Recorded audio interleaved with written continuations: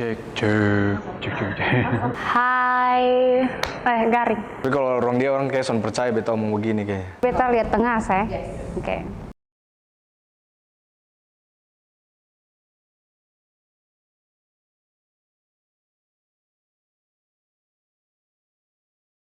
Perbuatan pelecehan seksual itu harus ditentang, sangat-sangat harus ditentang. Karena berbicara pelecehan berarti sesuatu yang sangat merugikan seseorang. Siapapun pasti bisa akan kena. Mulai dari anak kecil sampai orang tua pun bisa kena. Mulai dari yang laki-laki, perempuan pun juga pasti bisa kena. Entah dia mau memuaskan dia punya keinginan seksual, dia punya nafsu, ya bisa saja terjadi waktu itu. Bisa malam, siang, walaupun di kerumunan pun bisa terjadi. Dan harusnya itu sondai boleh dilakukan sih, kayak it shouldn't have been done gitu. Apapun alasannya kayak gitu. Tapi ya itu, ketika semuanya terjadi, ujungnya kan adalah bagaimana si korban bisa mendapatkan kenyamanan dan si pelaku mendapatkan tindak tegasnya. Kayak berasa son ada salah, be mau pakai pakaian apa sah? Kayak ini kan terserah beta atau be mau pakai pakaian terbuka kayak, be mau pakai pakaian tertutup kayak, it's not my fault. Jadi untuk pernyataan kalau dia bilang lu dilecehkan karena lu punya pakaian yang terbuka gitu. Dengan sendirinya dia menghakimi seseorang itu menurut beta. Sebenarnya ini mindset yang perlu dirubah sih. Based on datanya atau berita-berita yang dimuat, orang kejadian korban tersebut itu karena pertamanya adalah pakaian. Nah, itu kan kenyataan di publik ya, kenyataan di lapangan.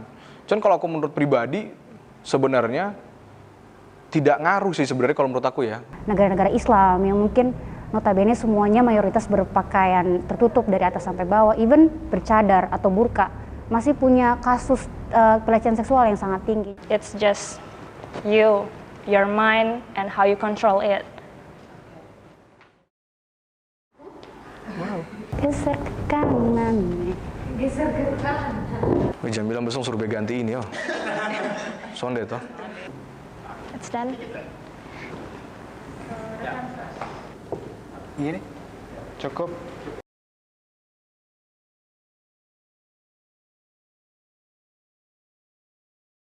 Juputi ini anak SMP SMA sonde kayaknya ini kuliah kerja deh.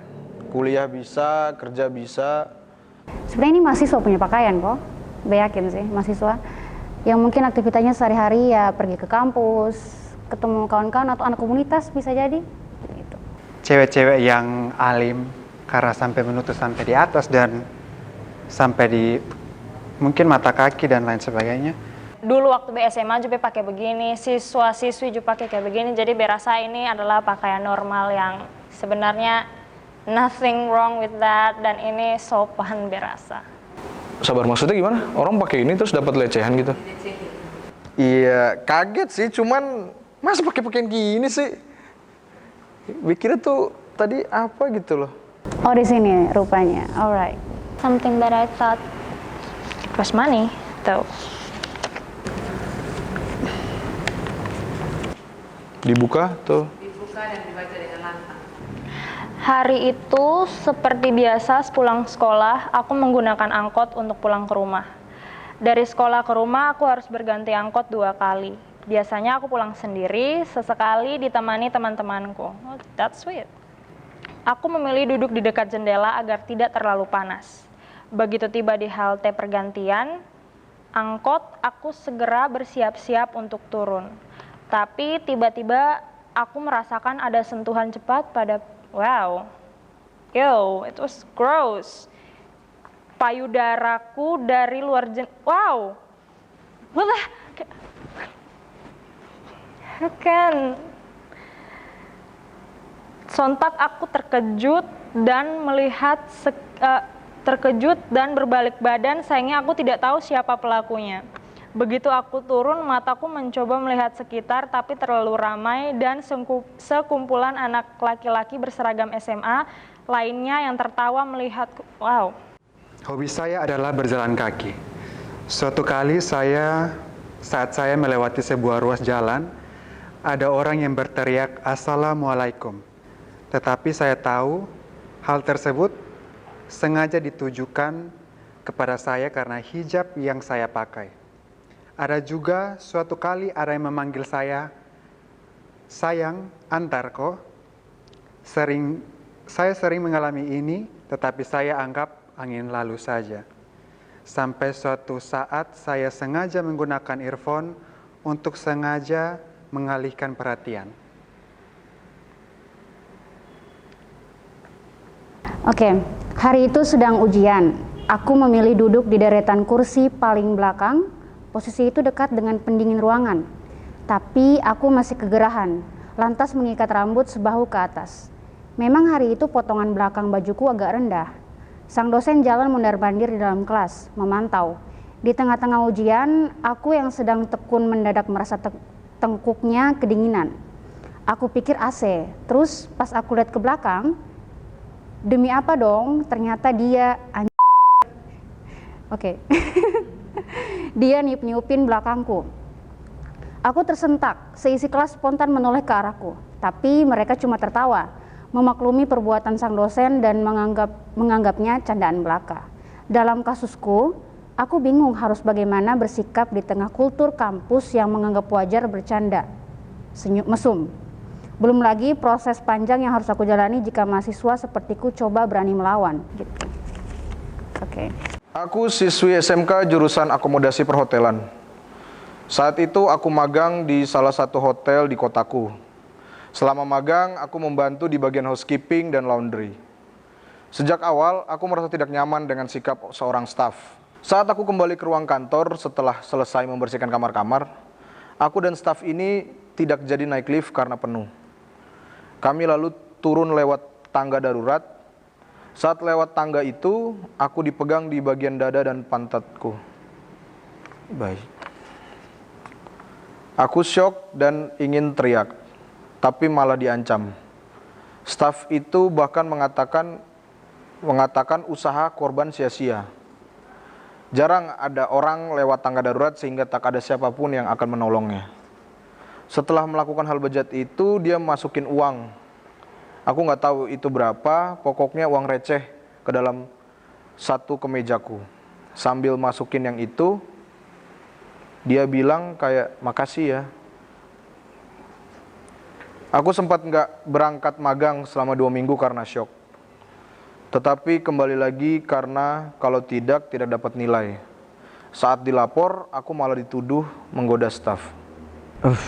Kasihan sih yang magang ini. Padahal dia niat untuk dapat nilai, tapi malah dapat plus-plus dari staf kurang ajar. Tapi sebenarnya ini pasti stafnya ini senior. Karena mungkin staf baru, tidak mungkin staf baru dia berbuat kayak begini. Dan mungkin ini udah kesekian kali ke anak magang. Memang ini orang kayaknya Tentu orang bagian intim, apalagi dari luar, terus ketawa kayak sedih, berasa kayak I see human but not humanity there. Kayak sedih. Tapi sedih pengen pukul. Jadi kayak sedih campur marah. Tindakan pelecehan seksual ini adalah tipikal orang yang mempunyai pendidikan yang rendah menurut beta. Sangat tidak etis ketika orang sudah berhijab dan berpakaian sampai di mata kaki seperti ini dan dilecehkan seperti itu. Bahkan orang tua sendiri, maksudnya dosen loh, kayak dia tuh orang berpendidikan tinggi, tapi bisa melakukan hal seperti itu. Mungkin dia sudah beristri atau sudah punya anak, tapi anak perempuan mungkin dia punya, tapi kenapa dia bisa melakukan hal seperti itu kepada mahasiswanya gitu. Walaupun itu cuman sebatas menghembuskan nafas, tapi ini sangat tidak etis menurut beta sebagai seorang dosen yang mendidik gitu. Bahkan berasa ini sama sekali sound seksi, man. Can you see this cute? Be bahkan pengen kembali ke SMA le karena dia pun lucu banget, kayak be harus pakai panjang le begini terus kayak baju longgar le. Tapi berasa ini sangat normal dan soalnya apa sih yang dia pikirkan waktu itu ketika dia melakukan pelecehan seksual? Apakah dia ingin memuaskan dia punya hasrat seks? Mungkin simple, kedengarannya, tapi dampak yang dirasakan oleh dia sendiri itu berjangka panjang karena ada insecurity yang mulai muncul dalam dia sendiri, fear, rasa takut. Kalau dia nggak pakai ini berarti dia harus pakai selimut kali ya, digulung selimut kayaknya harus jadi pocong biar sehingga tidak mengundang hawa nafsu kayaknya ya. Tapi bahkan kalau sampai dia ada orang yang sampai kalau dia pakaian udah seperti itu masih nafsu, berarti emang dia jadikan RW juga lebih baik kayak itu laki-laki kayak betul nih. Tapi sebenarnya ini semua berangkat dari si pelakunya sendiri, karena ini bukan masalah berpakaian tapi masalah pikiran yang ada dalam pelakunya. Your mind, how you control it. Kayak berasa deh fungsi psikologis kayaknya agak terganggu deh. Jadi Kotong sebagai perempuan mungkin bisa lebih aware dan bisa lebih merasa. Kira-kira kalau misalnya ada sudah sendiri-sendiri dan ada orang yang mencurigakan, Kotong bisa menjauh dari itu tempat. Semoga mereka makin terbuka dan melihat bahwa ini adalah masalah yang serius.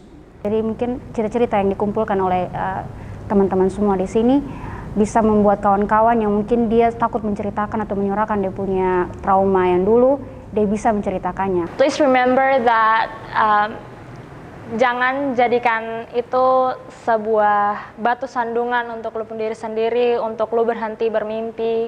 Dan kalian harus tetap tegar, tetap kuat, percaya diri. Teruslah berpikir positif dan jangan takut untuk bersuara. Karena kan ini dirahasiakan dan juga keuntungannya adalah dia bisa lega karena dia sendiri gitu. Jadi untuk kalian jangan pernah merasa sendiri. Itu saja. Live this one.